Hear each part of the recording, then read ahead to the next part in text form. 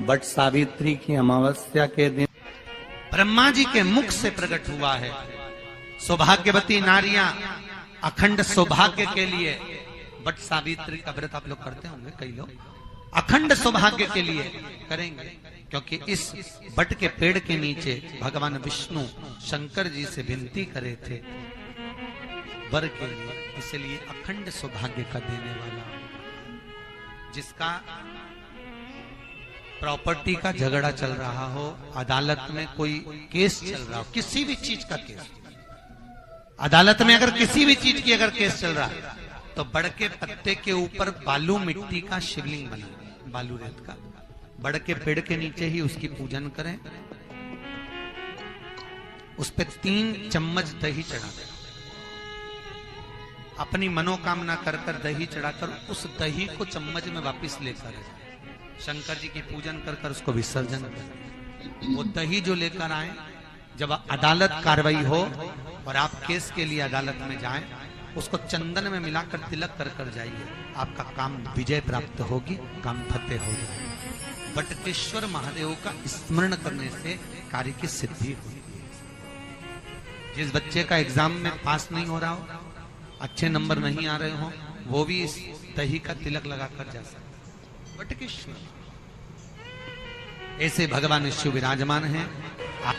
16 श्रृंगार में नारी के हाथ की चूड़ी का कलर अलग हो सकता है, चूड़ी की डिजाइन अलग हो सकती है, चूड़ी अलग हो सकती है, चूड़ी महंगी सस्ती हो सकती है, मंगलसूत्र की कीमत ऊंची नीची हो सकती है, पांव की बिछुड़ी की कीमत ऊंची नीची हो सकती है, कान के कुंडल की कीमत ऊंची नीची हो सकती है। तुम्हारे शरीर पर जितने जितने 16 श्रृंगार हैं उसकी कीमत ऊंची नीची हो सकती है। केवल मंगलसूत्र की डिजाइन बदल सकती है, नाक की लौंग की डिजाइन बदल सकती है, कान के बुंदे की डिजाइन बदल सकती है, हाथ की चूड़ी की डिजाइन बदल सकती है, पांव की पायल की डिजाइन बदल सकती है। केवल नारी के 16 श्रृंगार में एक श्रृंगार ऐसा है जिसकी कीमत जो पहले थी वही कीमत आज तक है और उसकी डिजाइन आज तक नहीं बदली। वो मांग का सिंदूर है, एक जैसी डिजाइन है और एक जैसी कीमत है। सारे श्रृंगार की कीमत अलग, पर मांग में जो सिंदूर डाला जाता है वो एक कीमत का होता है, एक डिजाइन का होता है और एक जैसा होता है, और वो सबसे भारी होता है। सावित्री यमराज से कह रही है मेरे पति को छोड़ दो। यमराज कह रहा है सावित्री तेरा पति मर चुका है, मांग के सिंदूर को पोंछ दे। सावित्री कहती है पूरा श्रृंगार उतार दूंगी पर मांग का सिंदूर नहीं पूछने दूंगी। तब यमराज ने कहा जब तक तू मेरे मांग का अपनी मांग का सिंदूर नहीं उतारती तब तक तू मेरे पास नहीं आ सकती।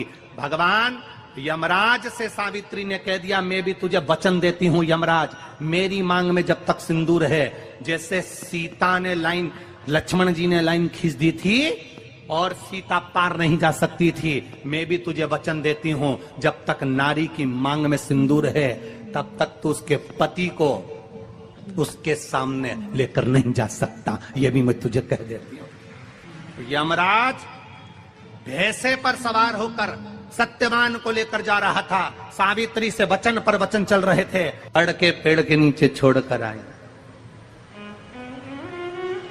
क्या चाहिए तुझको, क्या चाहिए तुझको, क्या दूं मैं तुझको, कुछ मांग ले मुझसे।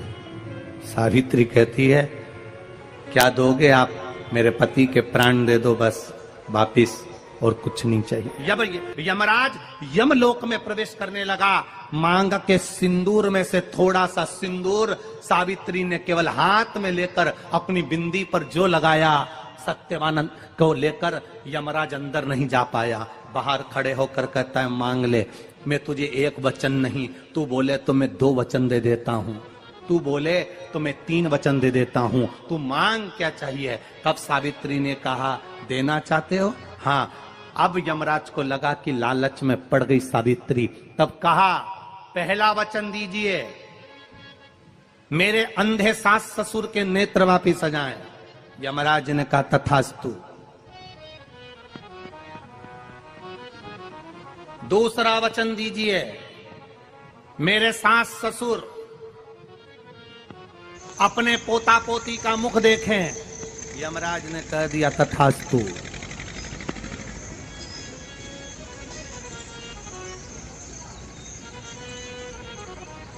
जाओ। यमराज जाने लगे, फिर आग जलने लगी। कहने लगे अब मैं अंदर क्यों नहीं जा पा रहा हूं। सावित्री कहती है तुमने वर दिया है, मेरे सास ससुर पोता पोती का मुख देखें, उनके बेटे को तुम ले जाओगे तो पोता पोती कहां से होगा, छोड़कर जाओ। लेकर आ गए। कर्जा मुक्ति के लिए सारे वृक्षों में अगर कोई श्रेष्ठ वृक्ष माना गया है तो वो बट का वृक्ष माना गया महाराज। इसलिए प्रशासनिक कार्य के लिए, मानसिक टेंशन में, परेशानियों में बटकेश्वर महादेव का स्मरण किया जाए। और यदि निवेदन करूंगा, बहुत ज़्यादा यदि आपको कर्जा हो गया है, बहुत ज़्यादा कर्जा हो गया और वो कर्जा चूक ही नहीं रहा, तो थोड़े दिन बड़ के पेड़ के नीचे आप बटकेश्वर महादेव के लिए 1 लोटा पानी, उसमें थोड़ा सा पिसा हुआ चावल पीस के गला लेना चावल को और पीस लेना, पीस के उस पानी में मिला लेना और मिलाकर उसमें थोड़ी सी हल्दी पिसी हुई डालकर बटकेश्वर महादेव के नाम से बड़ के पेड़ के नीचे अपनी कामना कर कर जो कर्जा हुआ है उस कर्जे का भान देते हुए, स्मरण देते हुए छोड़ दीजिए। महाराज 2 या 3 सोमवार एक ही जगह पर करना। 3 सोमवार बाद वहीं से बड़ के पेड़ की थोड़ी सी जड़ उठा लाना और उस जड़ को एक कोई धागे में बांधकर या तो अपने गले में डाल लो या अपनी जेब में पटक लो, उसको थोड़े दिन पटक कर रखना, लगभग 2 से 3 महीना पटक कर रखो। वो जड़ जैसे बड़ का पेड़ विस्तार होता है, पानी गिरे ना गिरे, जल वृष्टि हो ना हो, गर्मी पड़े ना पड़े, उसको कोई फर्क नहीं पड़ता। बड़ का वृक्ष आप रूप फैलता जाता, उसकी जड़ें अपने आप प्रबल होती है। उसी तरह ये बटकेश्वर महादेव कहीं से भी अगर जड़ आपके पास में रखी है 1 महीना, 2 महीना, 3 महीना तक, तो ये जड़ अपने आप लक्ष्मी को पकड़कर खींच कर लाती है और कर्जे से मुक्त कर देती। बटकेश्वर महादेव महीने में 1 बार पानी के लोटे में, जल के पात्र में थोड़ा सा दूध डालकर, 5 काली मिर्ची डालकर शंकर को समर्पित करते रहो, तो जिंदगी में कभी घर के अंदर कोई बड़ी बीमारी प्रवेश नहीं कर सकती, कभी जिंदगी में नहीं आ सकती।